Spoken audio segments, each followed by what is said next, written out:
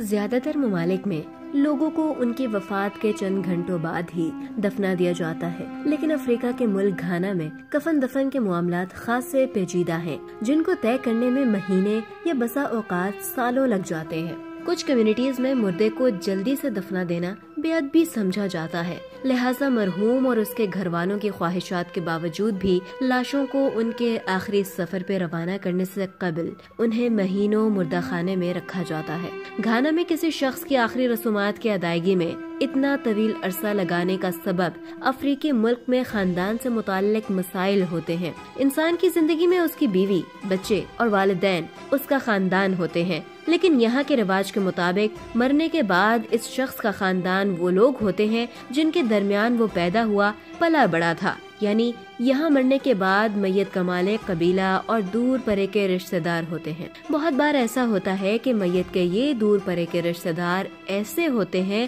جن سے مرنے والے نے اپنی زندگی میں دہائیوں سے بات چیت تک نہیں کی، لیکن اس سے کوئی فرق نہیں پڑتا۔ اب اس کے مرنے کے بعد صرف انہی لوگوں کے پاس یہ حق ہوتا ہے کہ وہ مرحوم کو کب، کہاں اور کیسے دفنانے کا فیصلہ کرتے ہیں، چاہے مرنے والے نے اس معاملے میں اپنی وصیت ہی کیوں نہ چھوڑی ہو یا اپنے قریبی لوگوں کو کوئی ہدایت ہی کیوں نہ دی ہو، وہ سب بے معنی قرار پاتا ہے۔ گھانا کی صحافی اور سیاستدان الزبیتھ اوہین نے میت کو دفنانے میں طویل عرصہ لگانے کے اس رواج کو ختم کرنے کی غرض سے اس کے بارے میں آگاہی پھیلانے کے لیے آواز اٹھائی، لیکن اس کی کوششیں بارآور ثابت نہ ہو سکی۔ پچھلے ہفتے ہی ایک ایسے سردار کا کیس سامنے آیا جسے مرے ہوئے 6 سال ہو چکے تھے اور جس کا جسم تاحال کسی مردہ خانے میں محفوظ رکھا گیا تھا، کیونکہ اس کے دور پرے کے رشتہ دار اب تک فیصلہ نہیں کر پائے تھے سردار سوگوار کون ہوگا۔ لیکن اس معاملے کو لوگوں کی زیادہ توجہ حاصل نہیں ہوئی،